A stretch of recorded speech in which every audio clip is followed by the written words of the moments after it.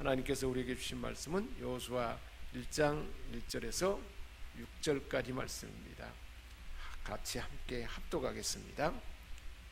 여호와의 종 모세가 죽은 후에 여호와께서 모세의 수종자 눈의 아들 여호수아에게 말씀하여 이르시되 내 종 모세가 죽었으니 이는 너는 이 모든 백성과 더불어 일어나 이 요단을 건너 내가 그들 곧 이스라엘 자손에게 주는 그 땅으로 가라.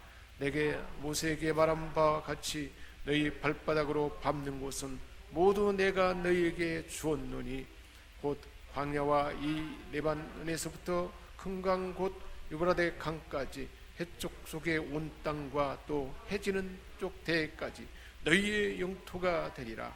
내 평생에 너를 능히 대적할 자가 없으리니 내가 모세와 함께 있었던 것 같이 너와 함께 있을 것임이니라.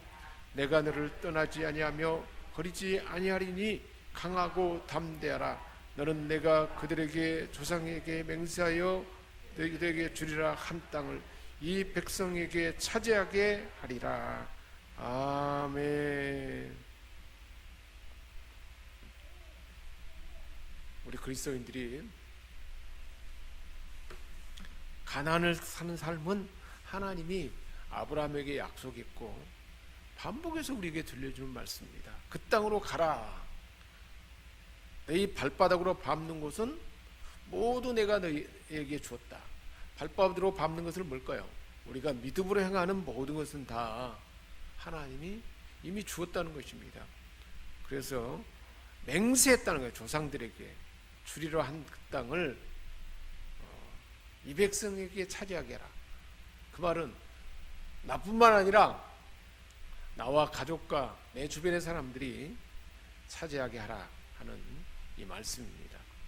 그래서 이 가나안의 삶을 살려면 우리가 우리 안에 먼저 하나님 나라가 이루어져야 되는데 그것은 우리의 그 신앙의 결단은 우리 마음에서부터 시작이 됩니다. 마음의 변화가 중요합니다. 하나님께서는 먼저 우리 마음 안에서 천국이 되기를 원합니다. 천국은 여기 있다 저기 있다 아니고 너희 안에 있느니라 그렇게 말씀했습니다. 천국은 우리 마음으로부터 출발합니다. 예수 그리스도 안에서 하나님이 이미 회개하라 천국이 가까웠느니라 그러고 회개하고 예수님을 영접한 우리에게는 이미 우리 마음 안에 하나님 나라가 천국이 다 시작되고 준비된 것입니다. 우리 안에 착한 일을 시작하시니까 그리스도 예수의 날까지 계속되도록 우리 안에 역사한다는 것입니다. 그래서 마음에는 흐름이 있는데 어디에 마음이 있느냐가 중요해요. 이스라엘 사람들이 애굽에서 노예 생활할 때에는 즉 바로를 신으로 섬길 때입니다. 그때는 바로의 노예였기 때문에 무거운 짐 때문에 괴로워했고 학대를 받았어요. 왜냐하면 사단에게 죄의 노예가 됐기 때문에. 그래서 흙 이기기, 벽돌 굽기, 농사 이런 어려운 일로 괴롭힘을 당했습니다. 그 괴롭힘을 왜 주셨나? 그 환경 가운데 결국은 하나님은 하나님께로 나아가도록 하나님을 찾도록 그렇게 어려운 환경을 배열해 주었던 것입니다. 우리의 신앙의 여정 가운데서도 우리가 가난해 있을 때 그리고 애굽에 있을 때 광야에 있을 때 그 상황에 따라서 하나님 우리에게 그 환경을 배열해 주시고 그때마다 우리에게 우리가 통과해야 할 우리의 그 극복해야 할 일 우리가 추구해야 할 일이 각기 다르다는 것을 우리는 꼭 기억해야 할 것입니다. 그래서 영적으로 감각이 묻은 사람이라 할지라도 환경으로부터 오는 고통이 밀려오면 쉽게 느끼고 판별할 수가 있습니다. 그래서 우리 그리스도인들이 고난을 당하는 데는 반드시 하나님의 뜻이 있다는 거예요. 고난을 만나면 이상한 일을 만나면 원망하고 불평스러운 일을 만나면 이 일이 왜 생겼을까? 하나님 왜 이런 환경을 배려했을까? 이것을 먼저 생각해 봐야 된다는 것입니다. 이 환경적인 어려움이 나타나는 것은 하나님께서 자기 백성을 부를 때, 하나님이 부를 때 사용하는 하나님의 방법입니다. 그때 우리는 어떻게 해야 될까요? 하나님께로 마음만 돌이키기만 하면, 우리가 하나님께로 향하기만 하면, 하나님께 나오기만 하면, 하나님을 찾기만 하면, 하나님을 의지하기만 하면 바로 풀려버리는 걸 볼 수가 있습니다. 왜 그럴까요? 하나님은 긍휼의 하나님이기 때문에, 인자와 긍휼이 풍부하신 하나님이기 때문입니다. 그래서 이런 때는 결국 그 일로 인해서 하나님의 예비된 복이 임하게 되고, 또한 치유가 나타나게 되고, 그리고 또한 평탄한 삶이 우리에게 새롭게 나타나는 그런 걸 볼 수가 있습니다. 그래서 애굽에 있을 때는 이런 환경 가운데 고난이 오면 바로 알아차리고 하나님께만 돌이키면 바로 하나님의 복이 임해요. 애굽에 올 때는, 신앙의 초기 단계일 때는. 그리고 막 형통함이 와요. 막 치유가 나타나고 평탄한 삶이 바로 막 나타나고요. 그러니까 이때의 신앙의 목표는 이런 것이 목표가 돼요. 하나님 복을 주세요. 하나님 형통함을 주세요. 하나님 치유해 주세요. 하나님 내 삶에 평탄함을 주세요. 이것이 목표가 돼요. 아주 좀 우리의 뭐랄까요, 실용적인 목표. 그러니까 꼭 나에게 필요한 아주 원초적인 목표, 그것만 목표로 되어 있어요. 그게 애굽의 삶의 모습입니다. 출발 단계의 믿음, 이때의 신앙을 갖다 기복신앙이라고 해요. 근데 우리 한국교회가 지금 문제가 된 것이 뭘까요? 애굽에 머무는 초기 신앙 때나 장성한 분량이 이렇게 장년의 신앙이 된데도 계속 기복신앙만 찾고자 하고, 또 기복신앙만 가르치는 이것이 바로 오늘날 우리 한국의 많은 사람들이 기독교를 경멸하고 폄하하는 이유가 여기서 오지 않았나 싶습니다. 하나님은 출애굽 이 환경 가운데 이 모든 사건을 주도하는 분은 여호와 하나님이라는 사실을 여러 차례 알려줍니다. 계속해서 알려줘요. 내가 한다. 내가 내려가서 내가 건져내고 내가 인도한다. 계속 하나님 말씀하세요. 하나님이 직접 주관해서 역사 가운데 진행하는 일입니다. 출애굽 이후의 삶도 마찬가지입니다. 광야의 삶도 마찬가지. 가나안에 왔을 때 이제 우리가 주도하는, 우리에게 많은 주권을 얻기는데, 광야에서도 마찬가지예요. 출애굽 이후의 삶도, 우리가 성장하는 과정 가운데서도 모든 것은 하나님이 주권적으로 역사해요. 그래서 우리는 하나님의 뜻만 발견하고, 하나님 말씀하시면 하나님을 신뢰하고 온전히 맡기고 따르기만 하면 그 삶이 복된 삶으로 나타나는 것을 알 수가 있습니다. 출애굽기 20장 2절에 말을 하잖아요. 나는 너를 애굽 땅 종되었던 집에서, 그 죄악의 곳에서, 세상에서, 욕망에서, 사단의 권세에서, 그곳에서 인도해내서 건져낸 내 하나님 여호와니라. 너의 하나님이니라. 거기서 건져낸 하나님이고 이제는 인도해서 데려갈 하나님이다 라고 하나님 말씀합니다. 애굽에서의 삶은 하나님이 건져내 주는 거예요. 그리고 치유가 일어나게 하는 것이고, 삶이 좀 평탄해지고, 기도하는 것마다 막 즉각 응답받아요. 그래서 우리 가끔 예전에 내가 신앙생활을 했을 때는, 예전에는 기도하는 것마다 막 즉각 응답받았는데 왜 지금은 이렇게 응답이 더딜까? 그럴 수 있어요. 그런데 그때와 지금은 다르다는 거예요. 맨 처음 내가 어떤 사건이 나로 하여금 하나님 앞에 나올 수 있도록 한 사건이었습니까? 아주 초기 신앙 때로 돌아가 보면 그거 알 수 있어요. 그때 하나님이 얼마나 나에게 은혜로 응답했는가를 우리는 알 수가 있어요. 그래서 하나님의 막 사랑이 막 하나님의 사랑이 부어지는 단계입니다. 그래서 어떤 일로 인해서 하나님을 나의 주로 고백할 수가 있었습니다.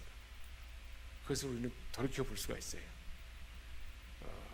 그래서 그때 삶은 완전히 종처럼 살아간 애굽의 삶이었어요. 바로 사탄이 주인이었어요. 세상이 주인이었고 욕망이 주인이었고, 그것이 애굽에서의 삶의 모습입니다. 그리고는 하나님이 이제 어디로 이끌었습니까? 광야로 이끌어 인도했는데, 광야 생활이 왜 이렇게 길어졌을까요?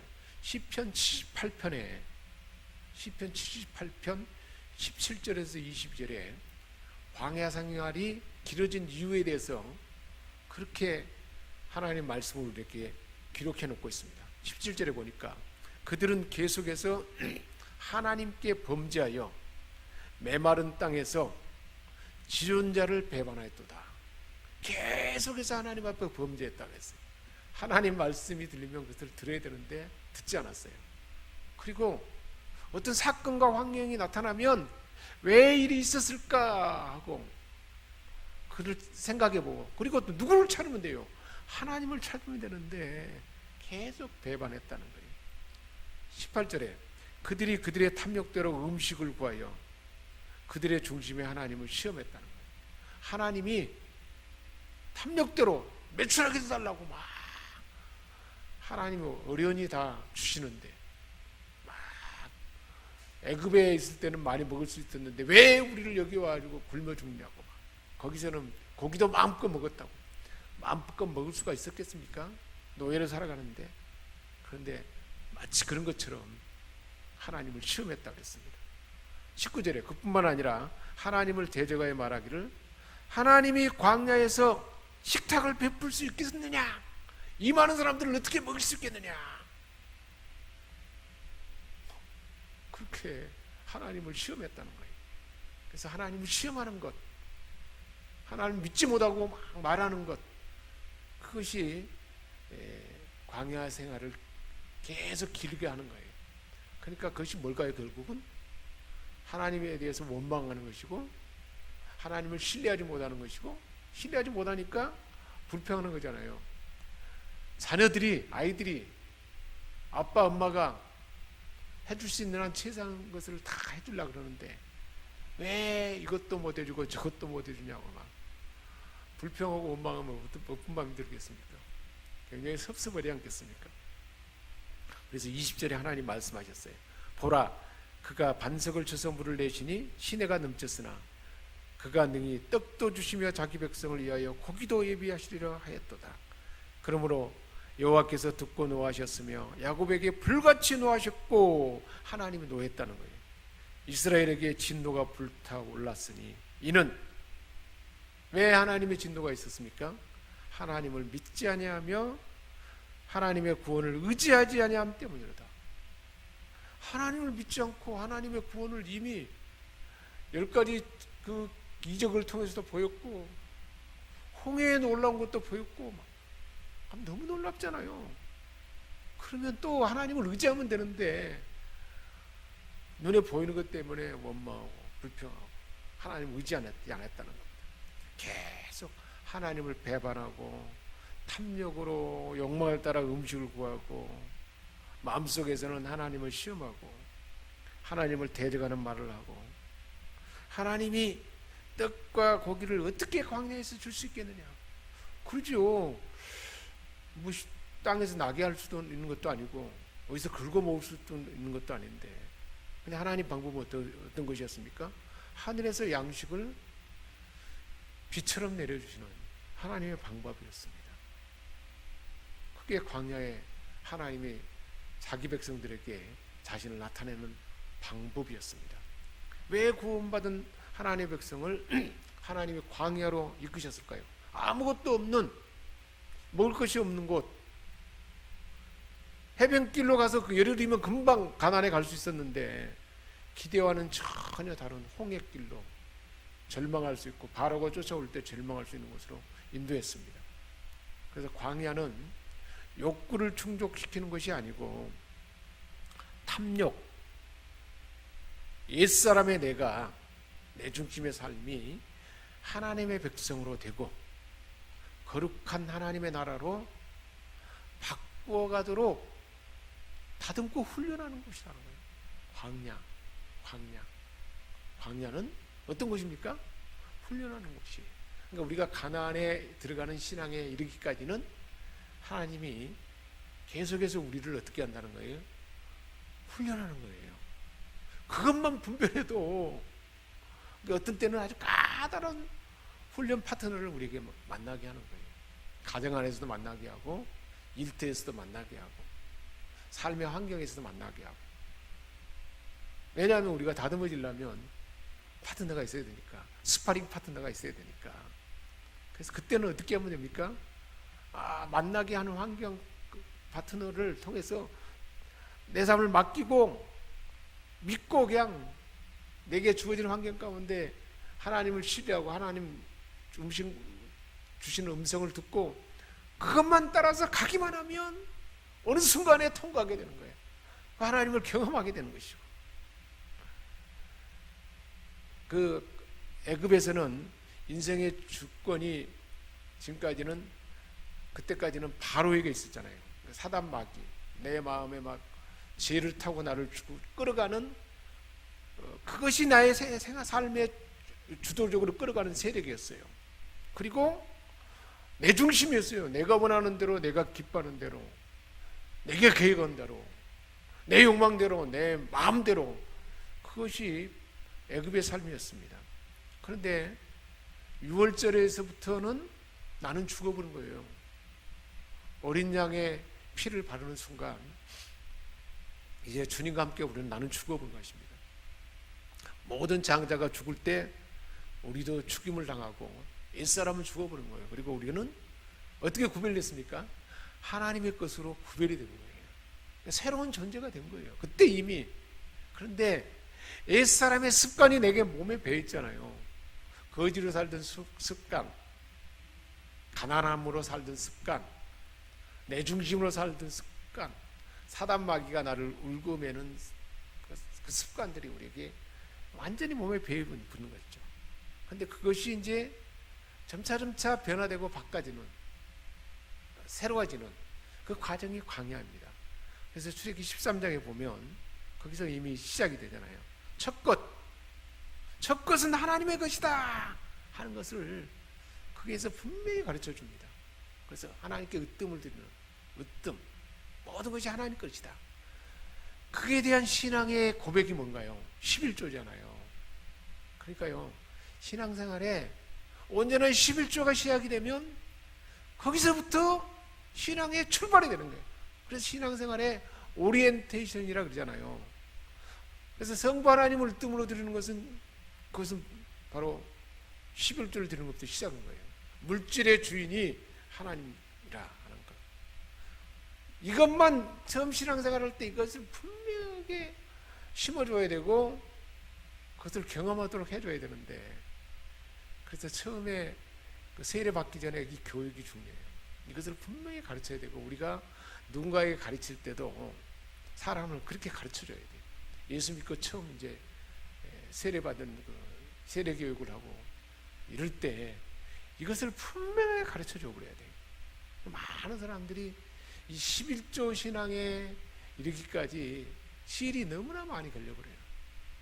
이것이 안 되니까 하나님 주권으로, 하나님 중심으로 살지 못하고 하나님 온전히 신뢰한 삶으로 살지 못하는 거죠. 모든 것이 하나님께서 왔고 첫 것이 하나님까지라는 것. 그래서 첫 것을 드리는, 으뜸을 하나님께 드리는, 하나님이 으뜸이다, 모든 하나님 중심이다 하는 것을 바로 가르치도록 신앙의 오리엔테이션을 가르치잖아요. 성자 예수님께 대해서는 그것이 뭐라고 했습니까? 무교절을 지키는 거잖아요. 무교절. 죄와 악습을 완전히 제거하는 거. 죄와 악습을, 내 안에 있는 죄와 악습을 늘 부인하는 거죠. 성자 예수님께 대해서는.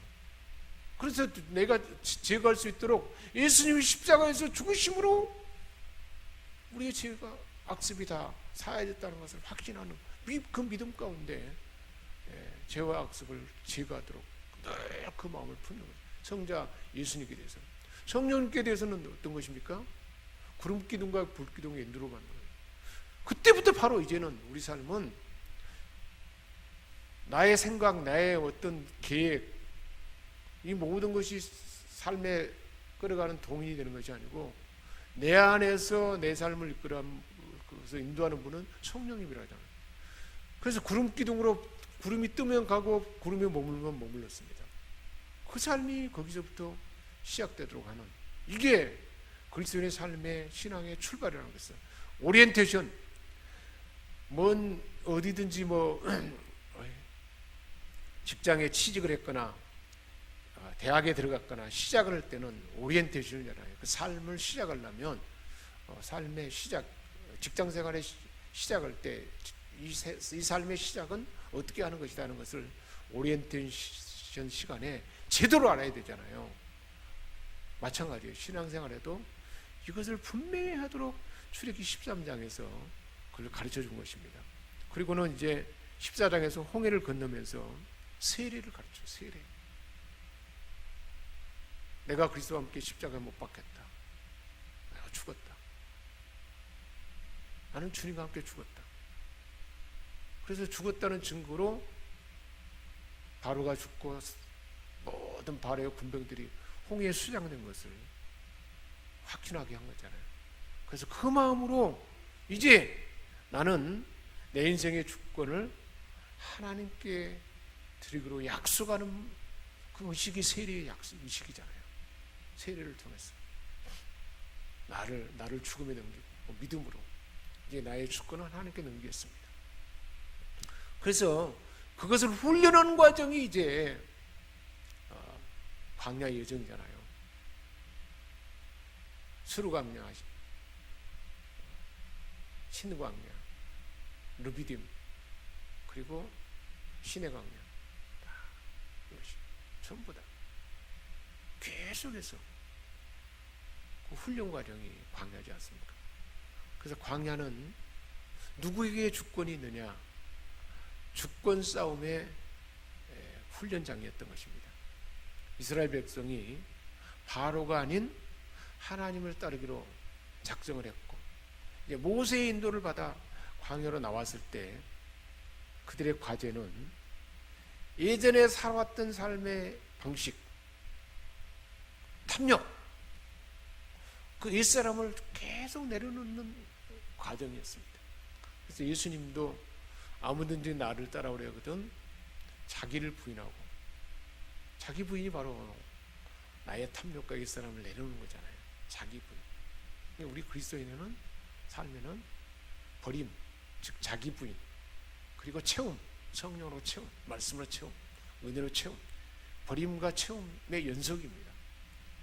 그런데 이 광야는 이처럼 버림의 중요한 처소예요. 광야의 훈련 과정은. 채움의 과정은 어딘가? 성막 안에서 매일 예배하고 매일 교통할 때 채움받는 과정이잖아요. 광야가 우리에게 필요한 이유가 뭘까요? 나의 가치. 그래서 우리 가치관이 날마다 새로워지잖아요. 천천히면서. 삭개오가 자기중심, 욕망, 그리고 그 안에 있는 그 상처, 이런 걸로 인해서 가치관이 아주 유치했잖아요. 예수님 만나고 나서 가치관이 달라졌잖아요. 마찬가지예요.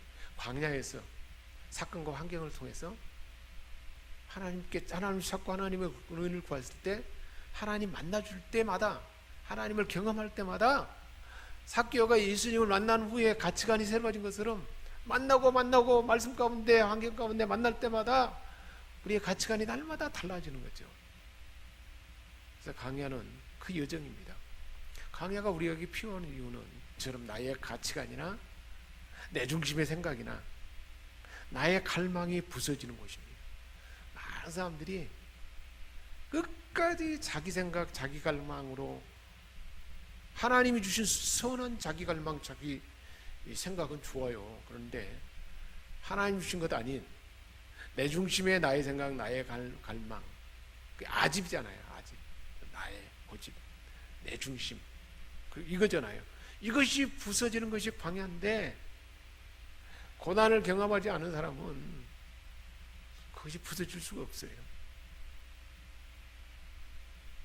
자기 주장이 계속 머물고, 그러다 보니까 하나님 앞에 뜻대로 안 되니까 원망하게 되고, 못마땅하니까 불평하게 되고, 그러면 어떻게 될까요?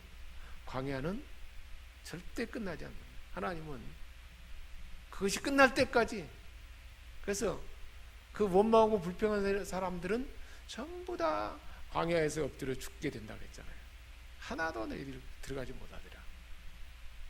부정적인 사고나 원망이나 불평, 하나님을 대적하게 하는 행위는 광야를 빠져나오지 못하도록 막는 가장 무서운 방해물이었습니다. 오늘날 우리도 마찬가지입니다. 그런 것이 있다면 광야를 못 나올, 광야를 못 빠져나오니까 여전히 우리의 육체적인 그 욕망, 한계 가운데 머물러 가지고 갈등하게 되죠. 참 정치인들 중에 거의 40% 이상이, 국회의원의 40% 이상이 기독교인이더라고요. 국회의원 기독교인들이 광야를 통과하고 가난의 삶을 산다면 어떻게 될까요? 우리 아마 국회가 완전히 뒤집어질 겁니다. 얼마나 좋은 국회가 되었습니까? 또 많은 고위 관리들도 마찬가지예요. 우리 대한민국이 거의 아마 관리들도 30% 이상은 크리스찬일 겁니다. 이처럼 그 주도하는 사람들이 다 대부분 크리스찬들이 많아요. 부족하지만 그래도 하나님의 그 마음, 하나님의 말씀이 그 안에 작동하기 때문에 세계 어느 나라보다 대한민국은 상당히 지금 그 수준 높은 삶을 살아가는 걸 볼 수 있잖아요. 점차점차 아마 그렇게 될 것 같습니다. 이 삶이 더 확장되어 나가야 돼요. 이런 것이 이루어지려면 늘 자기를 부인하고, 자기 부인은 끊임없이 일어나야 돼요. 자기 부인, 나보다 남을 여기는 마음, 간용의 마음, 이런 것들, 겸손의 마음, 주 예수로 옷 입는 마음, 이런 것들이 계속 부인하고 그 입히는 삶이 지속될 때 더 성숙한 삶이 될 것입니다. 그래서 하나님의 인도하심에 복종하는 삶이 광야의 삶입니다. 광야가 풀리고 가나안이 열리는 그 원리는 하나님의 말씀만 쫓아서 단순하게 쫓아가면 바로 광야를 빠져나올 수 있다는 것입니다. 광야를 빠져나오지 못하는 사람들의 특징은 생각과 언어가 하나님을 신뢰하지 못하는 거예요. 하나님을 신뢰하는 마음이 없어요. 생각이. 언어가 하나님을 신뢰하는 언어가 없어요. 평상시에 어떤 언어를 사용하는가를 살펴봐야 돼요. 얼마나 하나님의 사람인가 아닌가는 그 사람의 언어를 보면 알 수 있잖아요. 그러니까 그걸로 한번 분별해 보려면 그 핸드폰에다가 녹음 기능을 딱 해놓고 하루 종일 내가 하는 말을 한번 녹음을 해봐야 돼요.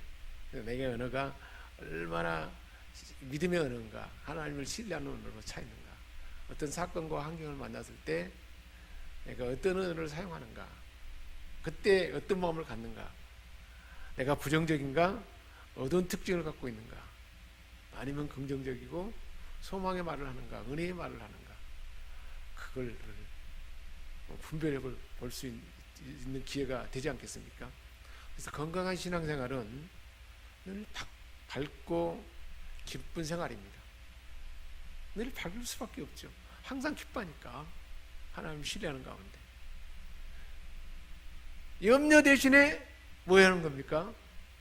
염려 대신에 염려 상태하고 원망하고 힘든 상황이 있으면 기도하는 것입니다.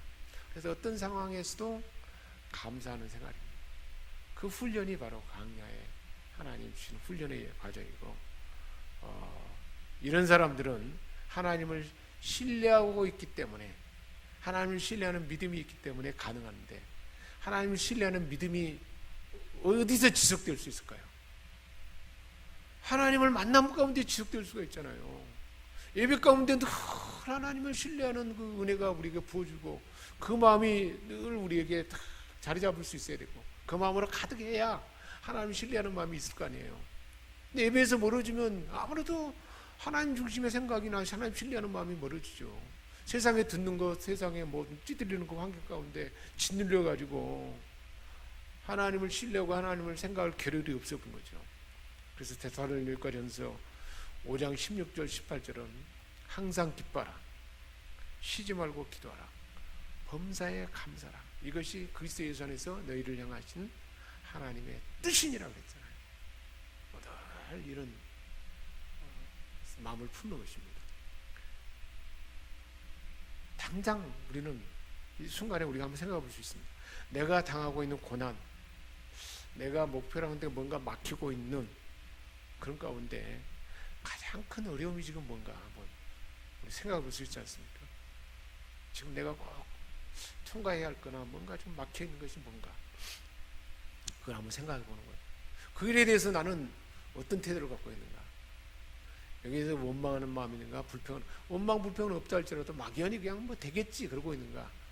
아니면 적극적으로 하나님을 신뢰하면서 기대하면서 기도 가운데 기도하고 내가 그것을 통과해 나갈 어떤 방안을 찾아보고 하나님 음성을 듣고자 막 애쓰는 마음이 있는가? 그것이 나를 챙겨볼 수 있는 기회가 되지 않겠습니까? 그 일이 지금 나를 답답하게 하고 나를 막 가로막게 하고 뭔가 걸림돌이 되고 있는 그 일에 대해서 감사하며 찬양하는 마음이 있는가? 그런다면 대단한 거죠. 그것도 그냥 맹목적으로 감사하고 찬양하는 게 아니라 하나님이 하실 일이 막 기대되면서 어떻게 하실까 그러고 찾아봐야 돼요. 구하라. 그 다음에 뭐예요? 구했으면 반드시 찾아봐야 돼요.